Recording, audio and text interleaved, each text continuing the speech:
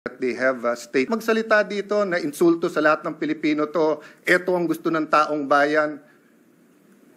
Ang daming lugar sa buong Pilipinas yung Duterte nanalo ang kampanya nila, wag ituloy yung impeachment So, sasabihin ko ba na yun ang will ng tao?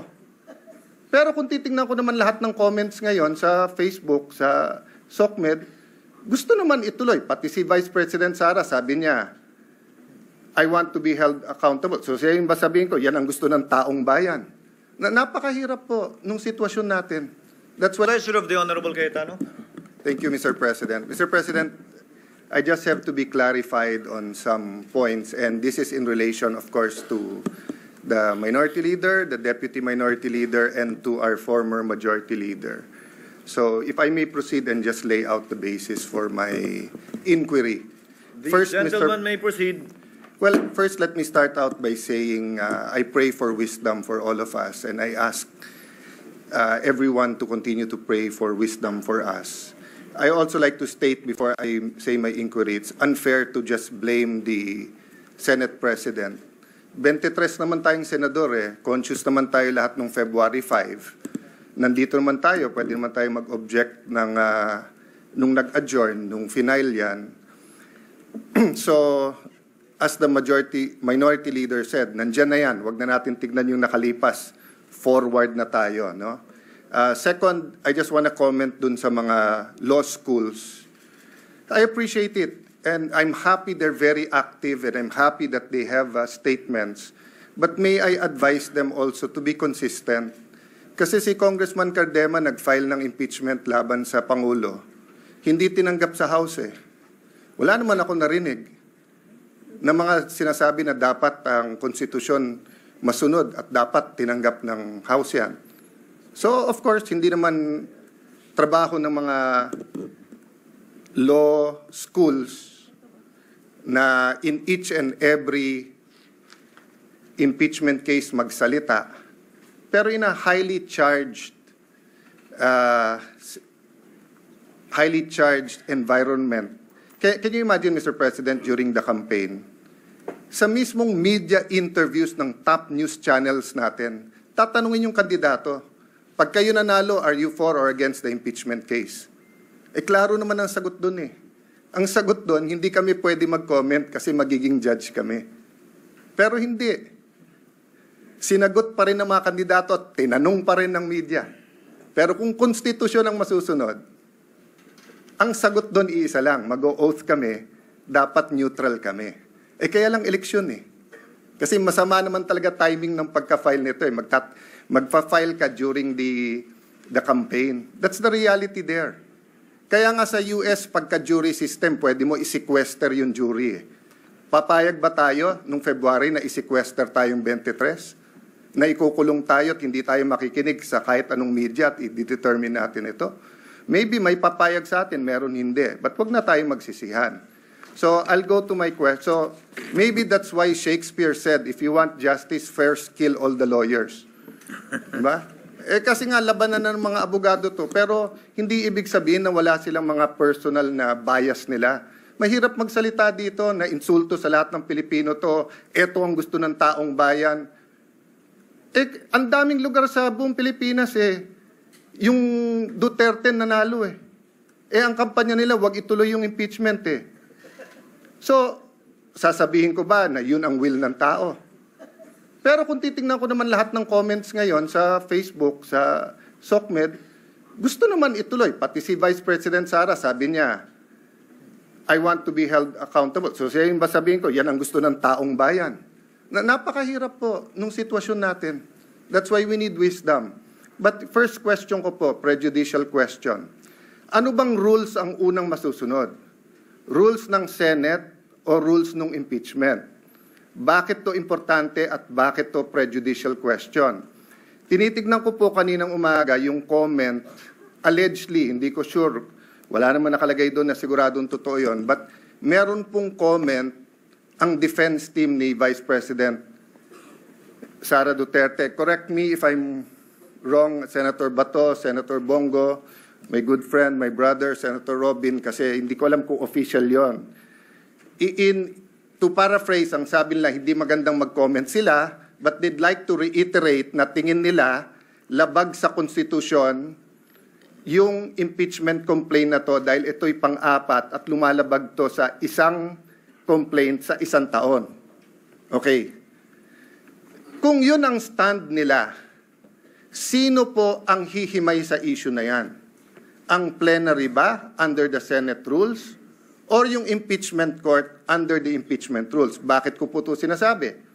Kung may pinadalang bill ngayon yung House of Representatives, halimbawa dyan sa 200 pesos, at second reading pa lang halimbawa siya,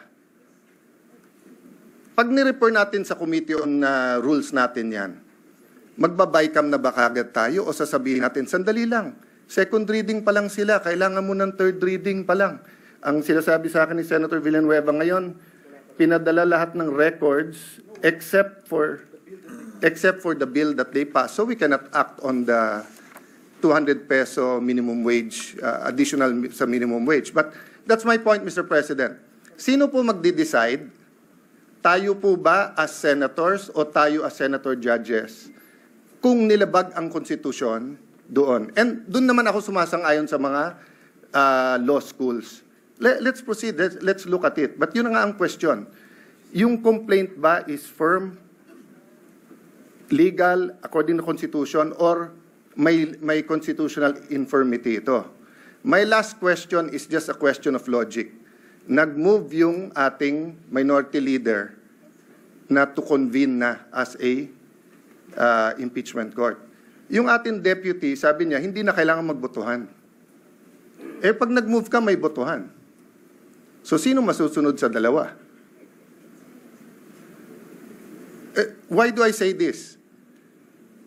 I'm saying it not because it's funny that one will move and then kailangang magbotohan and the other one will move na magbotohan. Eh, kung matalo botohan, eh, sabi niya, hindi kailangan ng botohan eh. I say this for a simple practical reality. When you say the Senate, it is composed of 24 or in this case 23 senators. So pag sinabi mong gumalaw ang Senado, ibig sabihin po either walang nag-object or may botohan at yung majority masusunod. I cannot say right now like Senator Villanueva that I'm 100% in agreement with Senator Coco and Senator Risa. I can tell you I'm in agreement with certain things they've said. For example, Mr. President, it's our constitutional duty. Kailangan mag-proceed. We should have done it earlier. But again, I won't blame you. I won't blame them. I'll blame myself. I could have written you a letter. I could have said na February, mag-ano na tayo. But let me just explain that one point. Why didn't I write you a letter, Mr. President?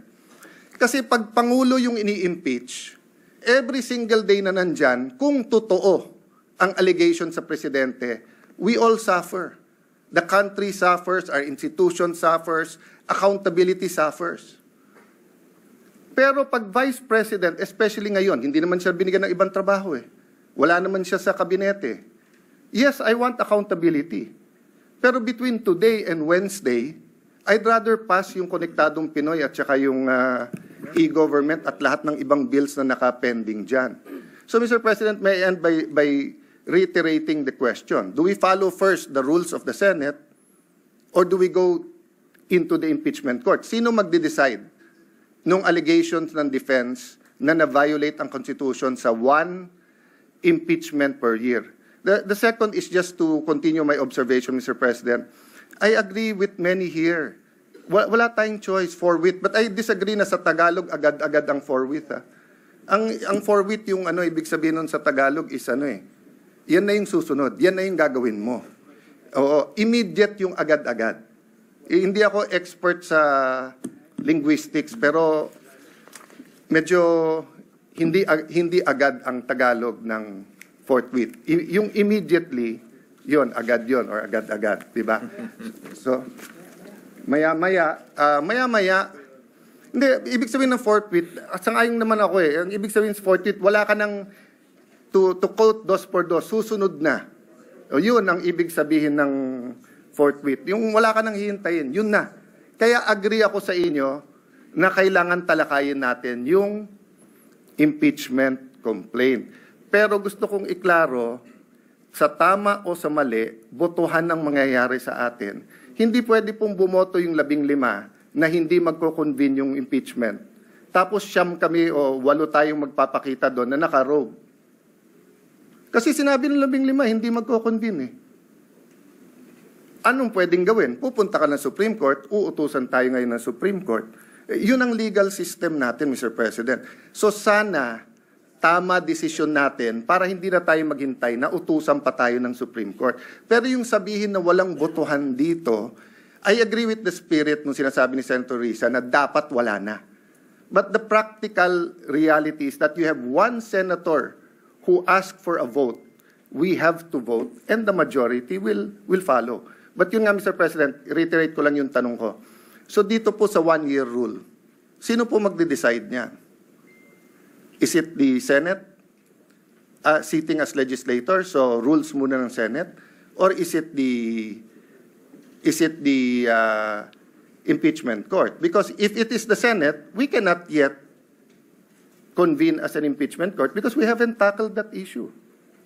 But if it is the impeachment court, then we can go, and that's the first issue that we will have to tackle, whether it is a valid complaint. No? At tinatanong ko lawyers ko, hati din po eh. Sabi nung kalahati, hindi, dapat yung Senate kasi it's treated like any other legislative matter. Titignan muna natin kung tama yung pagka-transmit sa atin. Eh malay mo, transmit sa atin, nahack pala. Hindi pala galing sa House of Representatives. That might sound like a silly example, but it is. It is possible. That's why we have to look at it. Thank you, Mr. President. Before the chair responds, chair would like to afford being imparted regarding the subject matter at hand. Mr. President, Senator De La Rosa is seeking the Senator floor. De La Rosa was earlier raising his hand but gave way to Senators Villanueva and Cayetano. What is the pleasure of the Honorable De La Rosa, sir? Thank you, Mr. President. Mr. President, according to Senator Cayetano, ito'y labanan ng mga abogado. Hindi po ako abogado, Mr. President, but I just would like to manifest my observation na to be fair to the Senate President, pag sinabi natin na you have an intention to delay the impeachment proceedings, I would like to state for the record, Mr. President, na 1 month ago pa, pinagawan muna kami ng robe, Mr. President. Kasi excited na tayo na sumuot ng robe para to form the impeachment court. To be fair with you, Mr. President, you've been preparing for that. And yung schedule natin na naka-schedule sa Wednesday, which is 11, if we give the ruling today, whether ano ba talaga ang gusto natin, today or Wednesday, I support you, Mr. President, kung anong gusto natin schedule. Sana mapag-usapan natin ngayon. Hindi ako abogado, pero ako ay isang Pilipino na gusto sana na hindi na tayo magkakagulo sa Pilipinas. Hindi tayo magkawatak-watak at yung mga nagyayabang dyan, na sabi nila gusto daw ng taong bayan na ito ay talagang magkakaroon na kagad ng impeachment, taong bayan ginagamit. I don't know kung sinong taong bayan yung sabi nila. Because alam ko, Mr. President, halos lahat ng tao ng Mindanao at ng Visayas, as I have observed during the campaign period, ang sabi sa atin is, Sir, ibuboto kita kung hindi ka magboto sa impeachment or hindi ka magboto sa conviction. Yun ang sinasabi ng taong bayan. Kaya please, do not use the term taong bayan palagi because taong bayan is hindi lang kayo. There are always two sides of the coin. Bakit ba? Wala bang value yung mga taong bayan na nagsasabi na ayaw namin ng impeachment? Gusto nila? Ang ibabalyo ng Senado ay yung mga tao lang na nagsasabi na forthwith kuno yung impeachment na yan. Ano, kalimutan na natin yung ibang tao na majority na nagsasabi na ayaw namin ng impeachment dahil panggugulo lang yan sa ating bansa. Lalo tayo nagiging divided. Lalo nasisira ang ating ekonomiya. Mga investors umaalis na dahil ang gulo ng Pilipinas. So yun lang po, Mr. President. I am 101% supporting you. What's your stand, Mr. President? Thank you, Mr. President. Noted and entered into the records. Senator Ontiveros, our Deputy Minority Floor Leader, is recognized. Salamat po, Mr. President. I a comment on the second point of the good gentleman from Taguigan Pateros, because there's nothing funny or illogical in and between the motion of the minority leader and the seconding of this representation. The motion of the minority leader is to convene at this very moment. That is what is to be subjected to a vote. Now, instead of on Wednesday. To convene at all is not to be voted upon. Sa usaping yan, sundin lang natin ang konstitusyon. Salamat, Mr. President.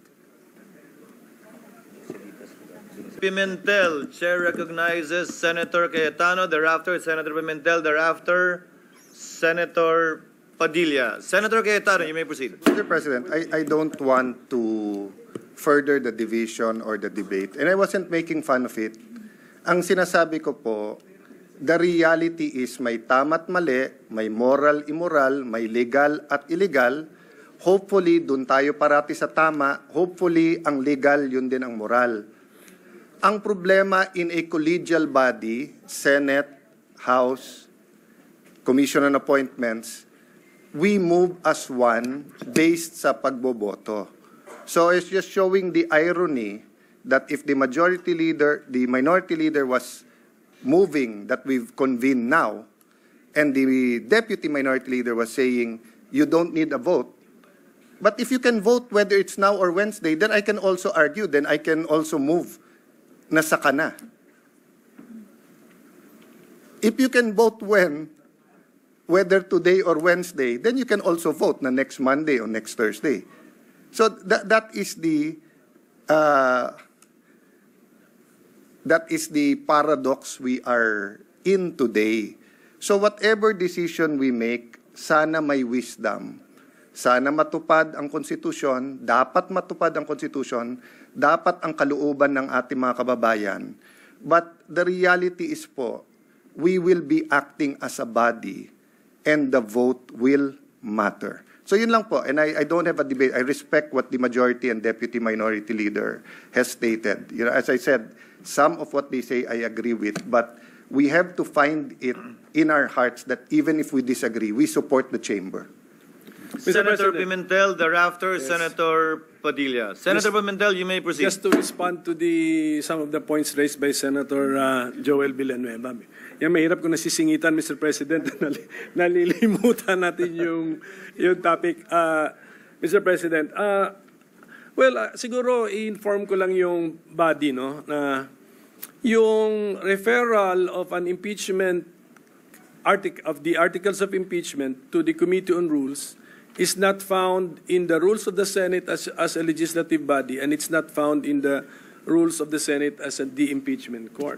So you cite past practice. Okay.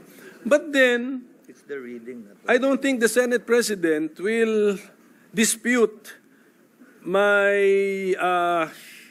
projection or my anticipation that he intended actually to introduce something new.